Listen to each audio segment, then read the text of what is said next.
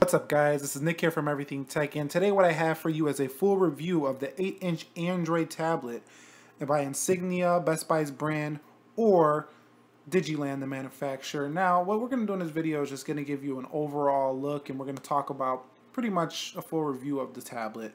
It's currently going for $99 as of the recording of this video. It was previously going for $79, as I mentioned in my unboxing video, which you can watch if you click the link below, or it should be annotated as well. But the first thing I want to get into is a hardware tour of this sucker.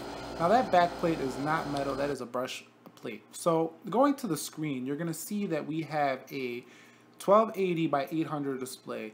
So basically that's going to be 1280 down, 800 across, and it's basically going to give you a resolution of right around 240 ppi.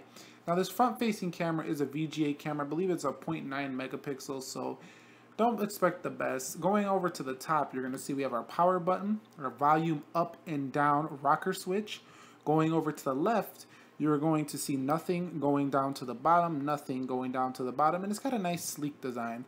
Going over to the other side, which is going to be the right side if you hold it up, it's going to be your 3.5mm headset jack, a micro USB port, and a micro SD slot with a mic inline jack right there for voice.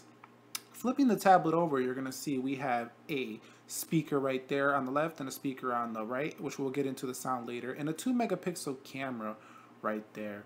So that's pretty much a hardware tour of this device. Now the second thing I want to get into with the Insignia Flex 8-inch is the boot up test. So going over to that top right side, we're going to hit that power button and boot this baby up. Now I am going to skip to the end because this, for some odd reason, this tablet takes a really long time to boot up. It's about a minute 30. So yeah, we're going to skip to the end of this boot up.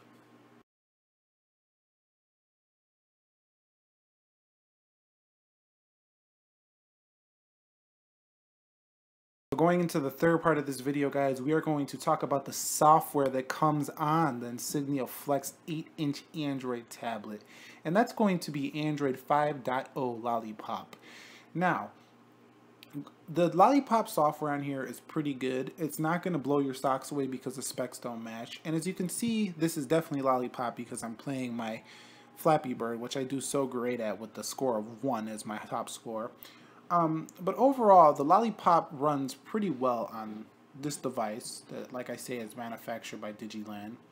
But don't expect it to blow your socks off because this is not a premium price tablet.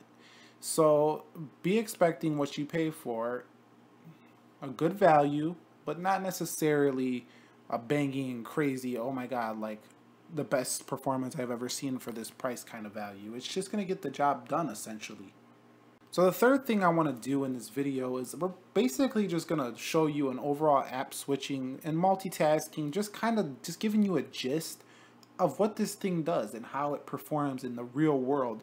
So all I'm doing right here is swiping through pages, going into the Play Store as well as other apps, pulling up the hamburger bar, and I just want you guys to get a gist of how the thing performs on a day-to-day basis. So as you can see, everything opens quite well, not the smoothest I've ever seen. I mean, apps are still going to run quite well, but it's not the smoothest I've seen. But you know, once again, you always got to go back to the value proposition. What you're getting for this price is ridiculous. I mean, you are able to run all the apps you would spend $500 for on a device that comes in at under $100. So, I mean, overall, there's not really too much to say as far as it's slow, because it's not slow. If I was to rate this tablet, it's probably right in between low end and high end. So we're going to call it the mid-range. So be expecting solid performance. Not amazing, though. So the fifth thing, guys, we're going to talk about is the display on the device. And the display gets adequately bright. Now, I'm not sure of the exact spec nerd nit brightness on here, but let me just tell you, the display is adequately bright. It'll get the job done. It's not going to blow your pants off. It's not going to be super bright. It's not going to be super low. It's just going to be good, you know. It just does the job. And I never really thought about like, oh, the screen's not bright enough. I was going in and out of apps and viewing angles were great, and on this IPS display, it gets the job done, and you're not really going to notice fuzzies unless you're a pixel peeper. So you might be wondering what the sound quality is like on the device. So basically what I'm going to do is I'll open up one of my old videos and show you. And here it goes. What's up, guys? Nick here from Everything Tech, and today we're just going to show you a quick way to download Windows 10 right now if you don't want to wait for the stagger rollout to hit your PC. So basically, you're just going to go to this link that I have up here. So how's the battery life on this baby? Well, this is a pitfall of the device. It runs about 4 to 5.5 hours on screen time. Now, I haven't had the tablet powered up, so I got quite a bit of battery life. But for the price, it's half of what you're going to get on an iPad mini or an iPad Air. So, I mean, for, you know, the price being so low, half the battery life of the iPad mini to me is acceptable. Now, if you're expecting crazy battery life, spend more money. That's all I really got to say about battery life.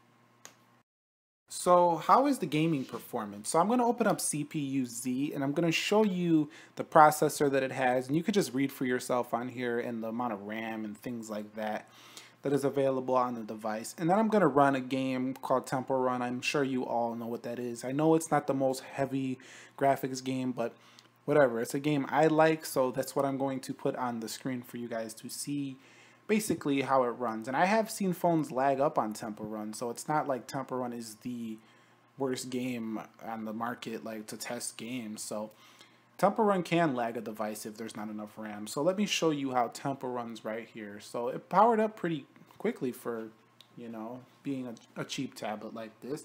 And things are running pretty smoothly, as you can see. I'm not having any troubles enjoying my experience on Temple Run. It just works. So I was kicked back playing Temple Run, and you know, the thing, nice job. It just gets the job done, and that's pretty much a very good assessment of this tablet getting the job done.